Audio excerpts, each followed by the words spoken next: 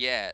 It's really up in the air, isn't it? Because Masterminds, the caliber of the players on this roster, you can just say, well, on any given day, they could just pop off and win this series. I think Kanga's it's just a bit better. Kanga 3-2. I think we're going to go to map 5. All right, well, Kanga are going to be running with Brigitte to start things off. Looks like they want to take a fight on the point, where Masterminds have got themselves that Farah composition. In fact, Kanga are wrapping all the way around the back, and I'm not sure this is going to work out too well for them because Taki is going to get so much free damage into Kanga before they actually get onto the point here, and he's going to charge his ult up so quickly. It's at 41% already. Kanga are just running around in the open, being smacked around by Taki. Yeah, well, we see this a bit, and for whatever reason, teams either choose to ignore the Farah they don't want to take that fight on. Maybe they want to get inside and hope that the Farah can't do much once they're in there in the safeness of this building. And to be fair, they managed to find both tanks to kick this off, and at which point Farah a little bit less effective and Kanga finds the first point. Yeah, well, it took them a little bit of time to get in inside the point, but once they got on the point, they were always going to be the ones to win that matchup with the triple support.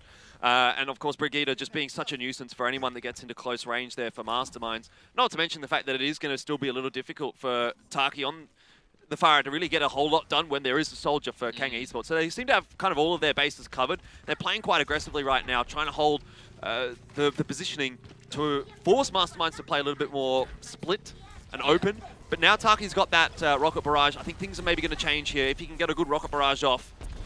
Yeah, I think it's definitely 50-50 whether that's going to be the case or not. You've got to get up in the high area here and watch out for the bubble and not find yourself a bit of damage coming back. But Locust's going to go down there to Taki. There we go, rocket barrage time. He's found Roro. That's a good pick, and David's going to go down to USMC there on the Tracer.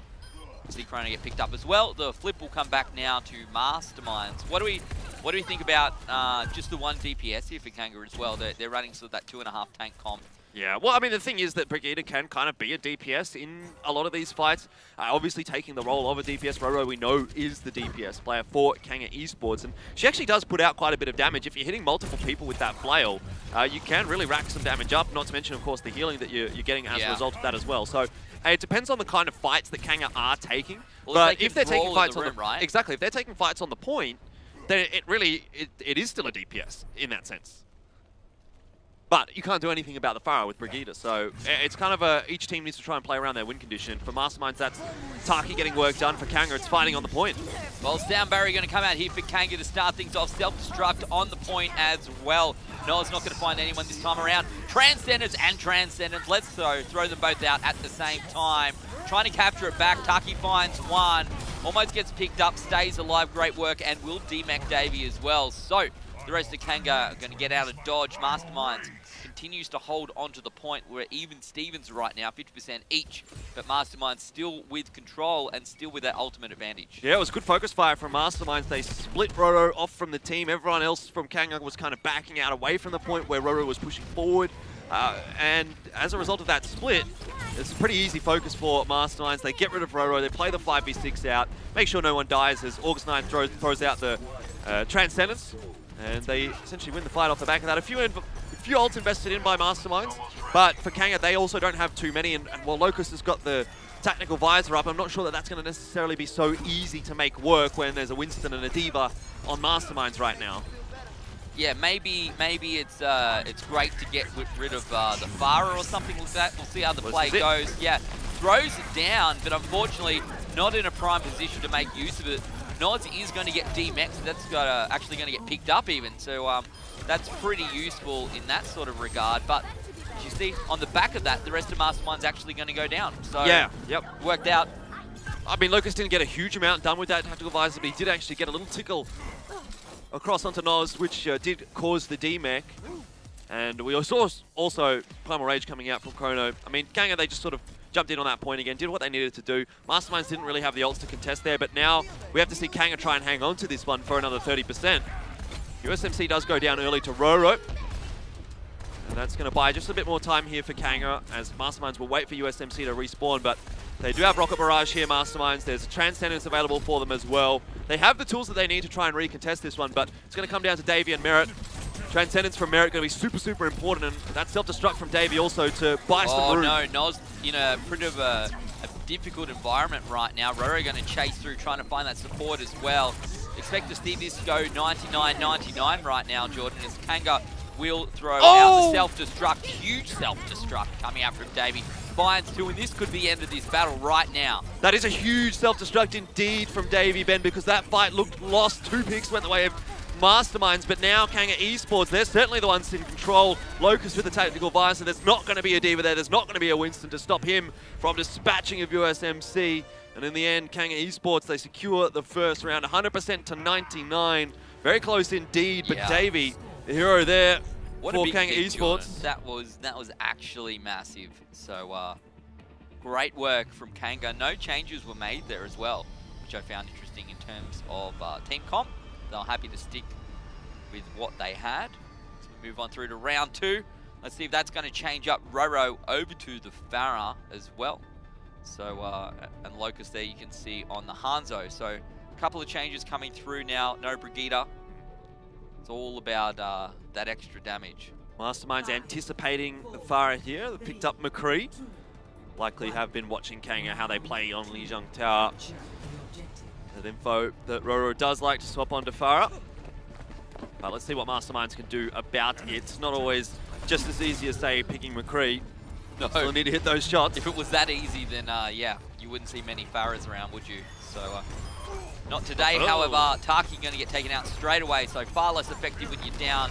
Red's going to come out from Swilko, but as you can see, Kanga's starting to push forward. They're getting the position that they need to take hold of the first point, and they will do so without any sort of pushback from Masterminds. They're going to have to come through for the retake. Merritt's just going to go ahead and take the high ground here, which is a really good position for him as well, because the distance at which you want to play from a Zenyatta is quite far back. This will force Masterminds to try and push in onto him, and realistically, they don't actually have anyone that can deal with him, short of a headshot out from USMC or Taki or something like that. KS1 and Noz can't challenge that position, so Merritt is fairly safe up there as long as he doesn't, you know, sort of miss position and walk into a rocket or something like that. Well, Locust's going to get caught out by his counterpart, USMC, with the frag right now. Going to push back onto the point. Mastermind's trying to bring this back. Merritt's gone down, as you said, Jordan. So these picks going in favour of Masterminds now should allow them onto the point. And you'd like to think the Masterminds, they should be able to bring this back. They're getting the picks that they need. Taki throws out a Deadeye, finds Merritt as well, and that should be that. Yeah, but Kanga 44% up, 45% up before the flip comes across. You're not going to be too disappointed by that. It gives you a little bit of room to breathe. A couple of fights here for Kanga before Masterminds really starts to encroach in onto how far they've gotten. And this time Kanga coming up on the ultimates themselves, where we saw last fight, obviously Taki throwing out the Deadeye. This time we've got Rocket Barrage, we've got Transcendence, Dragon Strike will be there as well for Kanga most likely. And the tanks have also got their ultimates too, so really it's only Jungle Jazz that's going to miss out on the party here for Kanga. Masterminds do have a lot to hold on with though as well. They've got the Dragon Ball combo. Ready. And you can see by the time they get into it, USMC has that Dragon Strike ready to go, Jordan. It's just a matter of when they throw it out. Do they need to throw it out? Taki has found 3 kills, Jordan. He hasn't even need to throw out a Deadeye. Just picks them up. Yeah, really nice Earth Shatter from KS1. Good timing as well, because Kanga was still setting up. And it sort of stops the fight before it really began. And now Masterminds start to pull ahead again. It's a fairly similar story to what we saw on the first round here on Lijiang Tower, where Kanga got the initial cap, but they couldn't really hang on to it, and then inevitably kind of came back in late in that round. Looking to do the same here. There's not really much to combo this Rocket Barrage with, nor the Dragon Strike for Locust, which is why he threw it out in the last fight. But Chrono pushing in quite aggressively. Primal Rage keeps him alive. I guess if there's a way to get away from that Graviton Surge, Jordan, it's to split up and to try and brawl across the point. But the pick's going the way of Masterminds once again. Kanga going to get picked up one after the other. Davey going to be chased down here most likely by Taki. See you later. So, if you take a look at the scoreboard right now, Jordan, 85% in the favour of Masterminds.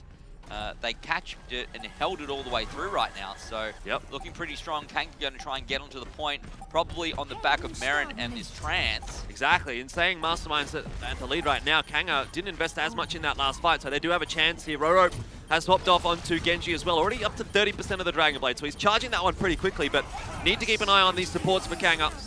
Well, there's the Transcendence coming out right now. Kanga needs to bring this back. Looks like they're going to get the recapture, but Masterminds know, Jordan, they only need to capture it once, and that 1% will be enough. Yeah, it's pretty smart from Mastermind. They decide not to really fully contest that one. They're going to go for it now when the support ults have disappeared.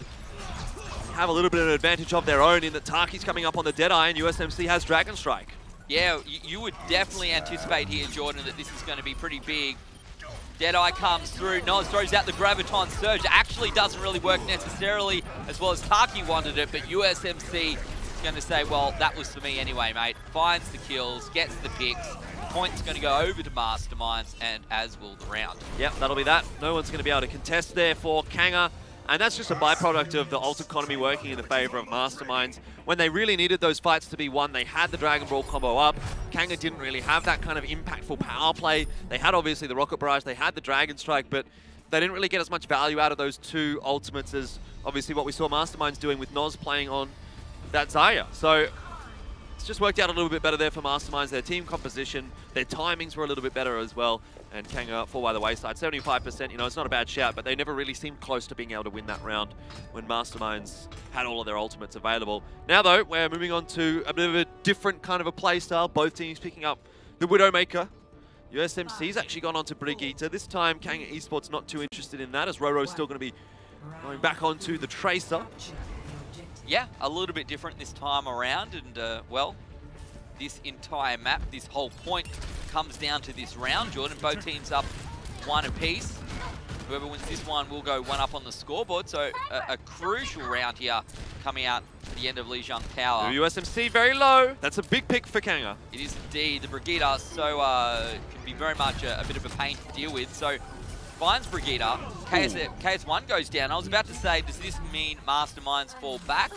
Looks to me like actually not going to be the case. Yeah, not sure what happened to Davey there. Somehow went off the edge, and unfortunately for Kanga, it looked like it was going to be a fight that they would win off the back of that pick. Yeah. And not quite the case, apparently.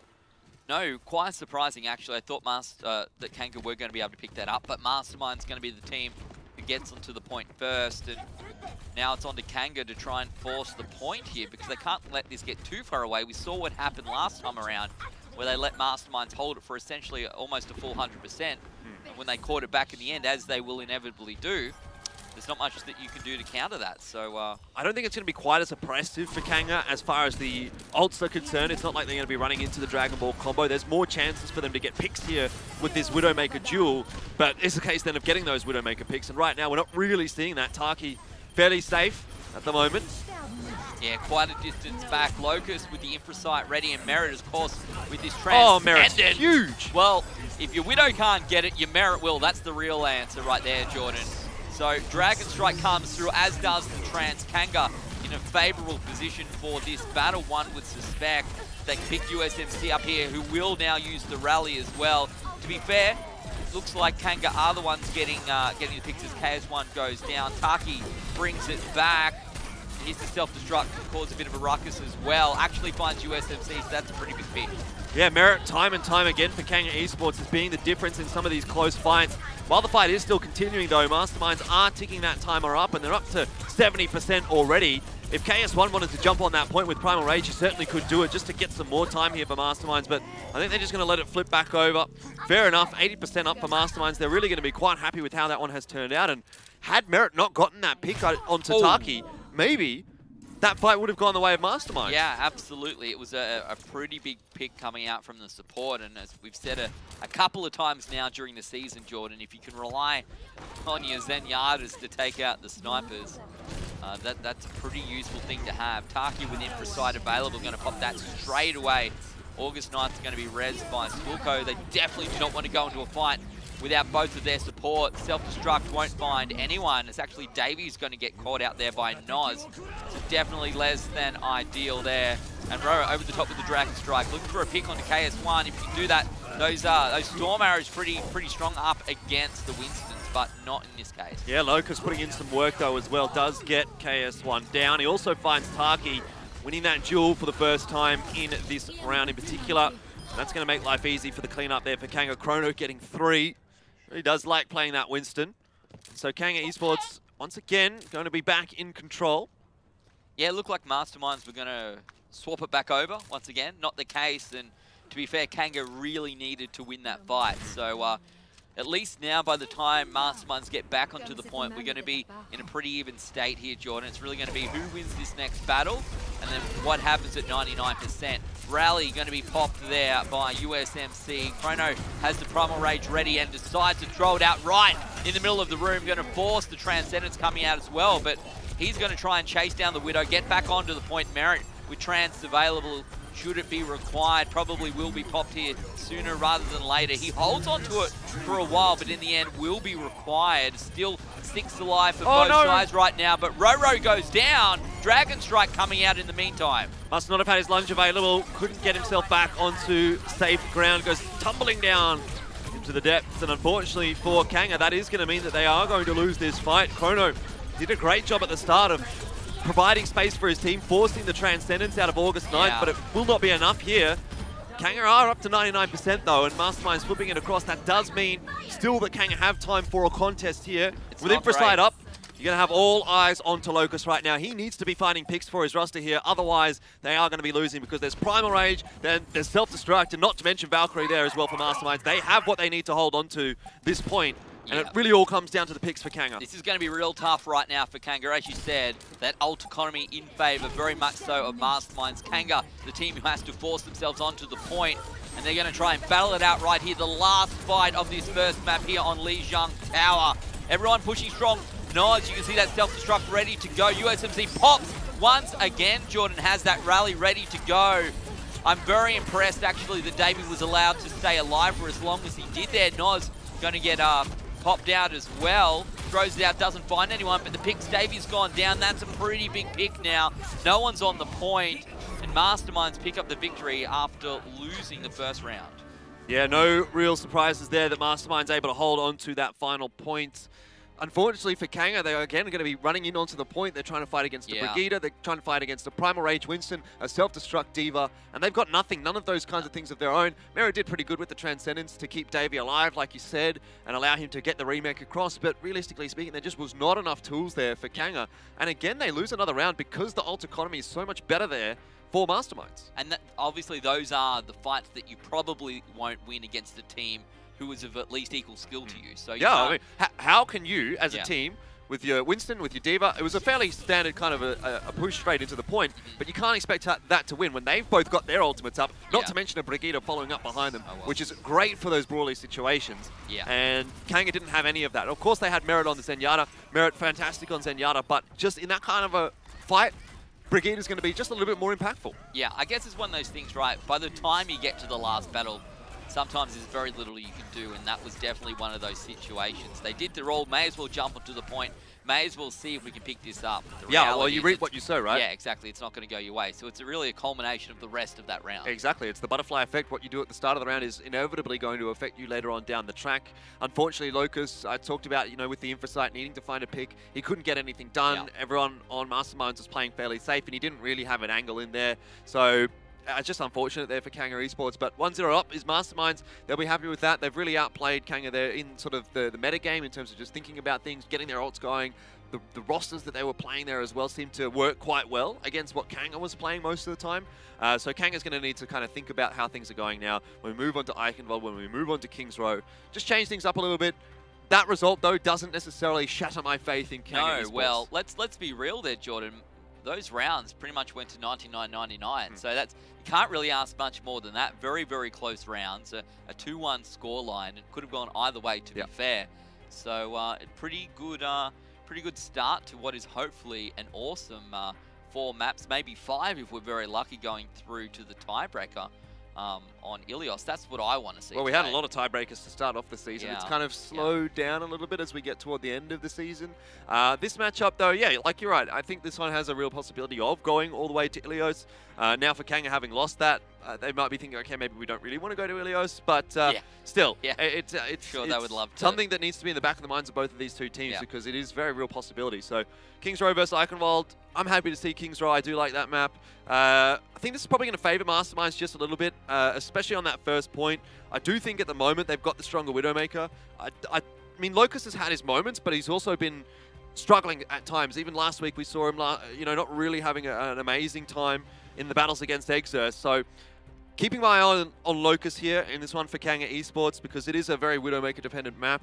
And if he does keep getting dominated in those Widowmaker duels, it's going to be tougher for Kanga Esports. But, you know, again, like we've seen him also being able to win those battles. And I think for him, it's just a little bit of an inconsistency issue as far as the Widowmaker is concerned. Yeah, I think this is going to be quite close. I'd love to see both teams complete all 3 phases in their first round and have us, you know, come back for a second shot. That would be my ideal result for this match. I don't even care who wins. I just want to see some close gameplay. And to be fair, I think if any of the teams are going to give us this week, it's going to be these 2. Well, let's find out. Locust is going to be going on to the Widowmaker. So, Locust versus Taki. USMC onto Hanzo. Roro will be playing the Junkrat, so this is a fairly standard setup for Kanga Esports. Just take the high ground with the Orisa, look for the Halt Hook combo, and allow Roro to spam out some damage, hopefully get a Riptire up pretty quickly. And then the other real thing that you need to think about is which Widowmaker is going to get the pick first, because that really could be the opening as well. That's what Kanga are also looking for, or sorry, Masterminds are also looking for. This time it's Locust. Taki goes down. Yeah, triple tank, 1 support for both teams, as you were talking about, Jordan.